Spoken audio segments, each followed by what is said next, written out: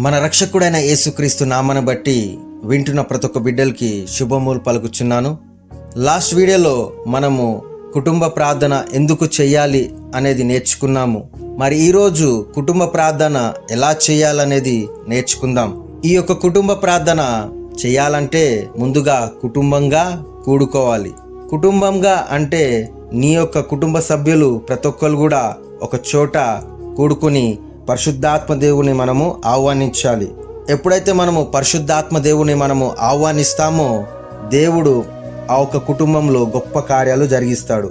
మన కుటుంబ సభ్యుల్లో ఎవరైనా ఒకరు మొదటి ప్రార్థన చేసి దేవుని ఆహ్వానించి ఈ యొక్క కుటుంబ ప్రార్థన దేవునికి మహిమకరంగా జరగాలని విజ్ఞాపించి ఈ యొక్క కుటుంబ ప్రార్థన ప్రారంభించాలి. తర్వాత మనము దేవుణ్ణి స్తుతించాలి.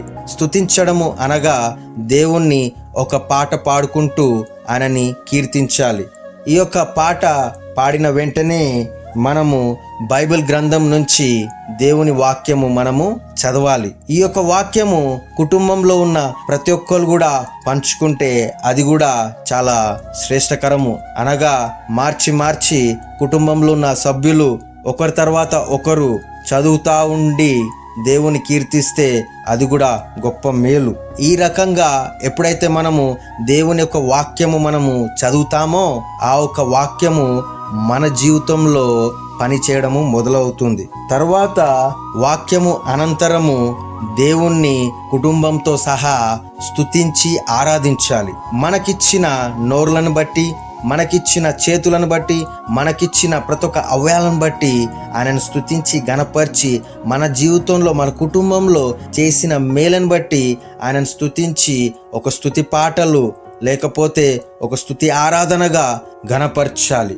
ఎప్పుడైతే నువ్వు ఆయనని స్తుతించి గణపరుస్తావో దేవుని మహిమ మీ యొక్క కుటుంబంలో దిగుతుంది. ఈ రకంగా అనేక గొప్ప కార్యాలు కూడా జరుగుతాయి. ఈ యొక్క స్తుతి ఆరాధన అనంతరము మనలో ఒకరు చివరి ప్రార్థన చేయాలి. ఈ యొక్క చివరి ప్రార్థన చేస్తున్న బిడ్డ ప్రతి విషయం గురించి కూడా ప్రార్థించాలి. అనగా ఆయనను స్తుతించాలి, ఆయనను గణపరచాలి, ప్రతి ఒక్క దేశాన్ని గురించి ప్రార్థించాలి, ఆయన నివసిస్తున్న దేశం గురించి ప్రార్థించాలి, తన కుటుంబాన్ని గురించి అతి ముఖ్యంగా ప్రార్థించాలి, తన కుటుంబంలో ఉన్న సభ్యుల గురించి ప్రార్థించాలి. అనగా తన భర్త కావచ్చు, భార్య కావచ్చు, తన తల్లి తండ్రులు కావచ్చు, బిడ్డలు కావచ్చు, పేరు పెట్టి ఎప్పుడైతే నువ్వు ప్రార్థించి ఘనపరుస్తావో దేవుడు మన జీవితంలో గొప్ప కార్యాలు జరిగిస్తాడు. అలాగే మన ఇరుగు పొరుగు వారి గురించి ప్రార్థించాలి.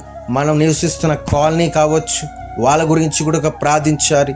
ఈ రకంగా ఎప్పుడైతే నువ్వు ప్రార్థిస్తావో చివరిగా నీ యొక్క కుటుంబ అవసరతల గురించి ఎప్పుడైతే నువ్వు ప్రార్థిస్తావో ఈ రకంగా నువ్వెన్నన్నా యాడ్ చేసుకుని నీ యొక్క కుటుంబ ప్రార్థనని ఒక శక్తివంతమైన ప్రార్థనగా మార్చి దేవుని యొక్క సింహాసనం నువ్వు ఎప్పుడైతే కదిలిస్తావో నీ పట్ల, నీ కుటుంబం పట్ల, నీ యొక్క భార్య బిడ్డల పట్ల అనేక గొప్ప కార్యాలు జరిగించడానికి మన యేసయ్య సిద్ధంగా ఉన్నాడు. మరి నువ్వు సిద్ధంగా ఉన్నావా? ఒక్కసారి నువ్వు పరీక్షించుకో. ఒకవేళ అవును నేను ఈ యొక్క కుటుంబ ప్రార్థన నేను చేస్తానని నువ్వు నిశ్చయించుకుంటే ఈ యొక్క కామెంట్ సెక్షన్లో ఎస్ అని నువ్వు టైప్ చేయి. ఈ రకంగా నువ్వు ఎప్పుడైతే టైప్ చేస్తావో నువ్వు కాకుండా అనేకులకు కూడా నువ్వు ప్రోత్సాహకరంగా మారుతావు. ఎప్పుడైతే నువ్వు ఈ యొక్క కుటుంబ ప్రార్థన చేసి నువ్వు ఆయన దేవుని దీవెనలు పొందుకుంటావో నువ్వు ఇతరులకు ఆశ్వాదకరంగా మార్చబడతావు. తద్వారా ఒక సాక్షిగా కూడాను మార్చబడతావు. చివరిగా నువ్వు ప్రార్థన చేసిన వెంటనే ప్రతి ఒక్కరికి కూడా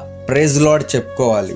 అంటే నీ యొక్క కుటుంబ సభ్యుల్లో ఉన్న వాళ్ళందరూ కూడా ఎప్పుడైతే నువ్వు షేక్ హ్యాండ్ ఇచ్చి ప్రైజ్ లార్డ్ చెప్తావో మీ యొక్క మనసులో ఉన్న సంబంధాలు కూడా మెరుగుపరచబడి తద్వారా ఐక్యత పరచబడబడుతుంది. ఇటువంటి గొప్ప కుటుంబ ఆరాధన మనలో ప్రతి ఒక్కరు కూడా చేసి గొప్ప మేలు పొందుకుని గొప్ప దీవెనలు పొందుకుని అనేక గొప్ప కార్యాలు జరుగుటకు దేవుడు కృప చూపించునుగాక. ఆమేన్.